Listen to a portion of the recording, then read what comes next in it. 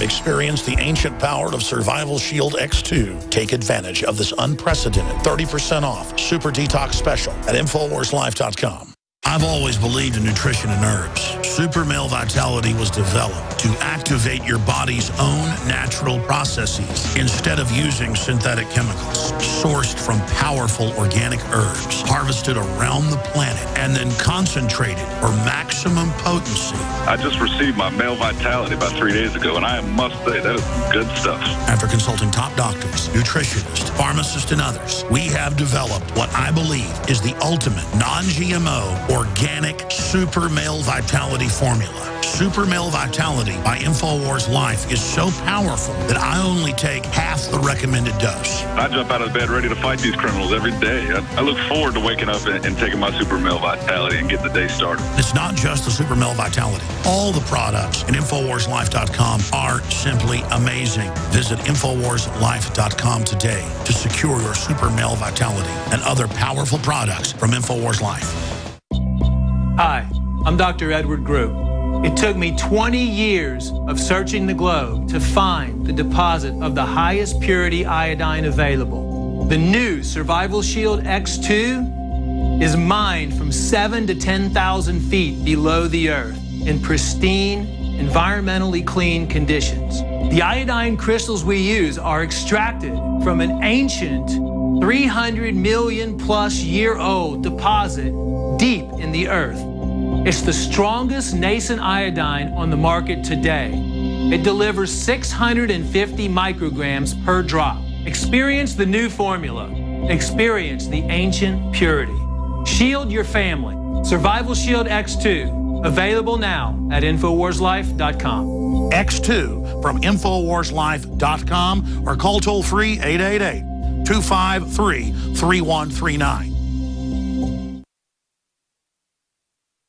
Coast to coast, direct from Austin. You're listening to the Alex Jones Broadcasting Network.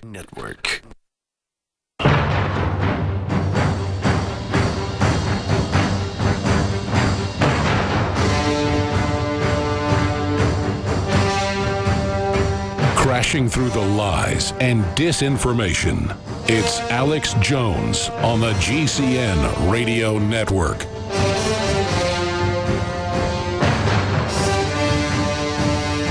Welcome back to the Alex Jones Show. I'm David Knight, and in this last segment, we're going to be going to Mark in California, John in Wisconsin, and Captain Bruce in Florida.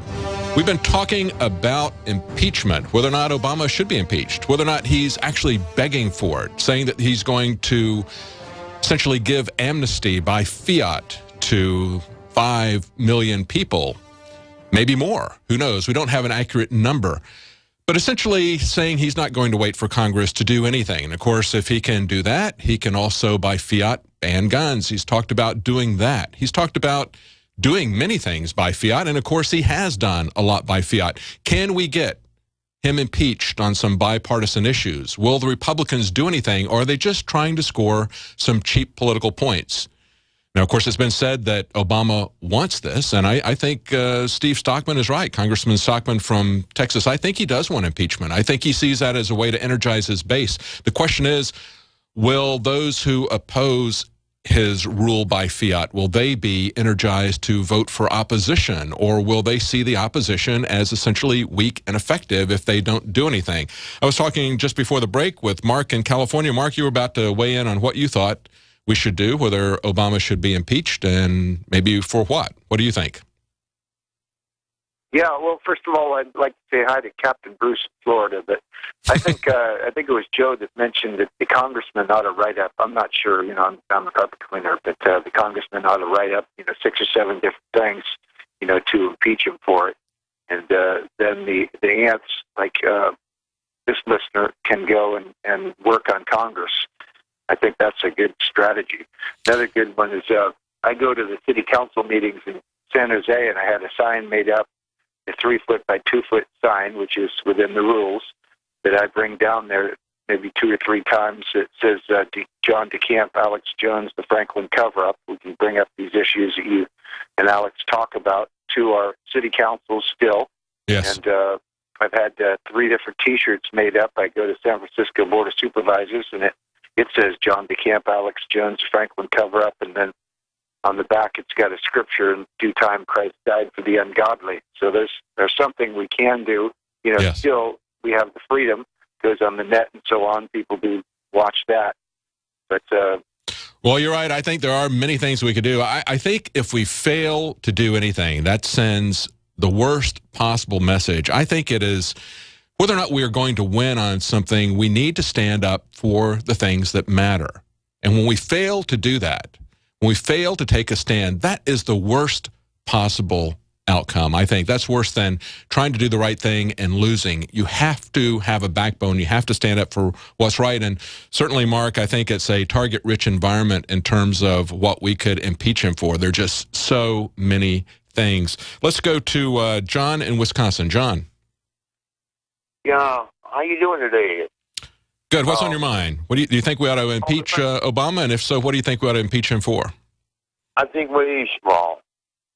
Do I have to pick one thing? I mean, like I said, it's a target-rich environment, isn't it? Well, there's 43 reasons all wrapped up in Obamacare that we can use. Yeah. I think this is the final straw that breaks the camel's back pretty much, because if you look back when Kennedy was in office, he wasn't going along with the program. He was doing, as a matter of fact, he warned us about people doing this. Oh, yeah. That's why he was assassinated. Yeah. And what happened right after that? Everything escalated. Everything just going up and up and up. Bush Sr. comes out every other time he opens his mouth, it's a new world order, Well, I think one of the things the Republicans need to do in order to shore up their base is they need to show that they are willing to do something. I mean, we see over and over again how they've abdicated their legislative responsibility to the bureaucracies. We even see one of the leadership, Paul Ryan, going before the Federal Election Commission, asking them for permission to buy and sell, buy his book and give it away. That's something that all these politicians have done. They haven't asked for permission, nor should they, from the Federal Elections Commission. Hillary Clinton didn't ask for it, so he went to them, begged for permission. He essentially turned what is a right, that is political free speech, he turned that into a privilege. And the chair of the Federal Elections Commission, who is a Republican, came out and said, this is a very dangerous precedent we've set. But he was one of the ones who voted for it. They voted 6-0 to put this through, and then he comes out and says, we've set a very dangerous precedent. Yes, they have. They've changed a fundamental right of free political speech into a privilege that they can then micromanage, and they did it in his case. They said, well, you can do this, but you can't do that. You can't talk, you can't have more than 2 sentences about it on your website. That's the passivity. That's the spinelessness of the GOP leadership that we have right now. And I don't expect them to take any action, quite frankly, but they have to do something. We have to get somebody in there who's going to do something, but it apparently isn't going to be this current crop of the GOP. Anything else you want to add, John? Well, if we succeed in impeaching the president, then whoever's in charge then, or wait till the next president comes along, recall everybody in the Senate and House. Yeah. Well, as somebody else pointed out, if you get rid of Obama, you're just going to get Biden. You're going to get Biden, and he's just as bad. But it sends the message that we could actually do something about it, that we had the will to do something about it, even if we didn't get the guy impeached. The fact that somebody would stand up to him, I think, would be the beginning of a movement. That person or group of people who would have the backbone to do that, they could start coalescing a coalition around them to actually do something. I think that's what we need to see. Let's go to, thank you, John. Let's go to Captain Bruce in Florida. Captain Bruce, go ahead. David, kudos. I think Alex has finally found his replacement. Oh, no. By the way, the ProPure water filter works, and I also use the X2 iodine. I feel much better. So that is not, I'm not being paid to say that. That's the truth. That's great. We got that back in stock, and we got a special on it, as I mentioned earlier. But thank you for letting us know. Go ahead. What do you want to say about impeachment? I do think we should impeach Obama. And I think Biden is probably Obama's insurance policy. That's the only reason he has been taken out already. That's right. But we need to get rid of all of them. We need to get rid of Bernie Sanders and just go on down the line, Chucky Schumer, Hillary, all of them. God forbid we get Hillary. Yeah. Oh, yeah. Yeah, that's very, very concerning. Actually, I heard a quote from her that was on an interview with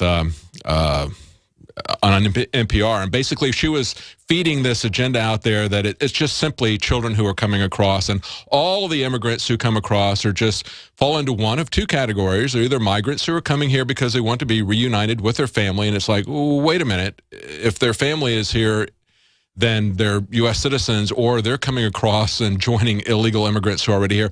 Or she says the other alternative is they're fleeing violence. Well, you know, of course, there are other alternatives to that as well. It could be that they're coming here to make themselves a dependent on the American people. It could also be that they're drug gangs who are coming across, just as we've shown in these early reports from Joe Biggs down at the border. They are cutting through the iron fences down there with acetylene torches at a regular rate. That's what is pushing these people in, is the drug war, I believe, that's going on there. And unless we stop that, we're not going to see it stop, no matter how much force, no matter how many fences we put down there. What do you think? Well, I think teaching the children is important. I'm not scared of the children come across. We're going to be able to reform the Union after the United States is balkanized. I live in one of the most conservative areas of the country here next to Eglin Air Force Base. The military is aware, and anybody that is aware of what's going on now realizes this is going to be a long, bloody struggle. And I really want to salute all the callers and all the listeners to this show, because like a roofer uses a rolling magnet to pick up his roofing nail, the NSA is gathering information on all of us, and thanks to Edward Snowden. I am a patriot. I love the Constitution. I love the info war. I've never been more energized and excited, and thank you so much for being there, sir.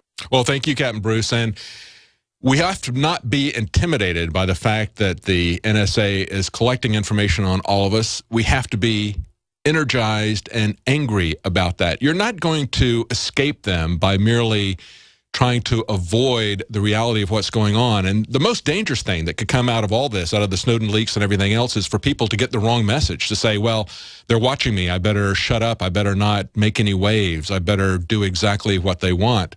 That is the wrong message. We have people like William Binney that I've interviewed on this radio show, the highest ranking NSA whistleblower. He was head of technical operations globally. He worked for them for decades, and he says, we have now a totalitarian state. He said, we already have a police state. He said, for decades, he watched what was going on in East Germany and Russia, and that's exactly what is happening here. We cannot allow that to happen. We need to speak out, and we need to not be afraid to challenge Obama when he breaks the law, or even the Republicans when they break the law. Well, that's it for today's show. Join us again tomorrow. Alex will be back live tomorrow at 11 Central, noon Eastern. I can taste dirt in it. God knows what's in this. These people just sampled City of Austin tap water straight from the faucet. Next, we had them try a sample of tap water filtered with the ProPure G2.0 filtration system. That one is better. Tastes like nothing. Yep, I know what good water tastes like. It's good water. Most tap water contains added substances like fluoride, chlorine, glyphosate, and many others. Studies prove that these substances are linked to an assortment of major health issues, including tooth decay, lowered IQ, and even cancer. It tastes like you're drinking out of the lake when you're drinking tap water. The ProPure G2.0 filtration system removes these deadly substances, leaving only fresh-tasting, deliciously clean water. Okay, this is very tasty. It's good water. Refreshing. It's good. Go to InfoWarsStore.com today and get your free wire stand with the purchase of a ProPure Big Water Filtration System. Or call 1-888-253-3139.